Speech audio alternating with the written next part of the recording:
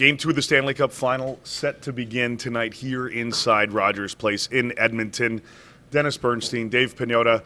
This is our coverage of the 2025 Stanley Cup Final presented to you by Carlsberg. Probably the best beer in the world. All right, DB. No changes for the Oilers. No changes for the Panthers. A.J. Greer still not ready to go. Possible he's good to go for Game 3. Connor and Leon are going to start on their separate lines. How do you see things playing out tonight? Well, no singing for me in this one. Maybe after postgame, maybe La Bamba this time if the Oilers win. Okay, I've used this cliche throughout the playoffs. This is not Game 7 for the Panthers, but it sure as hell is Game 6.5. Yeah. If they don't win tonight, that would be, 14-2 for the Oilers over the last 16 games. This is not the Maple Leafs. They're not coming back from 0-2 to beat this team. They have to win tonight, go back to Florida with a split, and they just can't lay back. The Edmonton Oilers have had 7 comeback victories. I don't know what the team and Paul Maurice was thinking in the third period. Got outshot 17-2. They looked tired. They weren't the better team for the second half of the game. They have to play a full 60 minutes. They think they're going to go home with a split. You know, Matthew Tkachuk spoke about being more aggressive on the forecheck throughout the full 60 in this one tonight. And I think obviously that's going to be key for them. But they're going to need to be aggressive physically as well throughout the full duration of that 60. They took their foot off the gas to focus more defensively in the third period, and it came back to bite them. Yeah, look, if I lose, I want to go down swinging.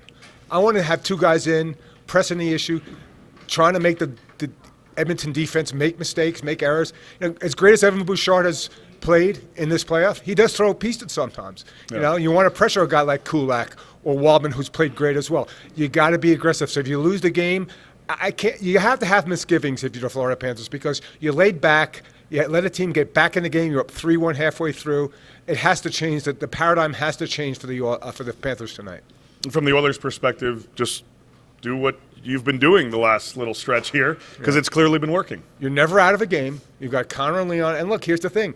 If they go down again tonight early or late or in the middle of the game, you know that Chris Novak's going to go to put Connor and Leon together. He has that in his back pocket if he wants to use it.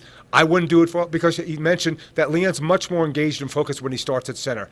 And as great as Leon is offensively, I think for me the big signature for him in this playoff has been his defensive play. Shut down Roope Hintz. Yeah, Roope Hintz had a broken foot. Shut down Jack Eichel. I think that's the key for the Oilers. Just more of the same.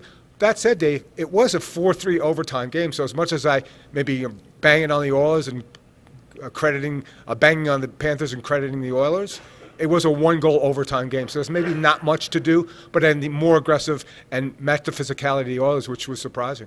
We'll see, obviously, how things go tonight, and we will catch you after the game. But before we wrap up, the Dallas Stars, some news this morning out of Dallas, the Dallas Stars relieving Pete DeBoer of his head coaching duties.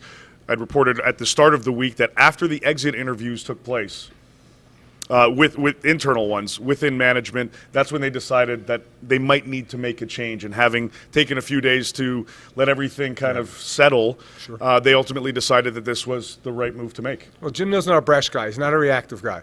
But of course, I think. Look, I said this. That was not the first note in this symphony. Yeah. For Pete DeBoer. It was the final note. And Jake Ottinger, it's not like Jake Ottinger's a free agent, he's going to leave. He signed for 8 more years. He's not going anywhere. So I just think this is a players' league now.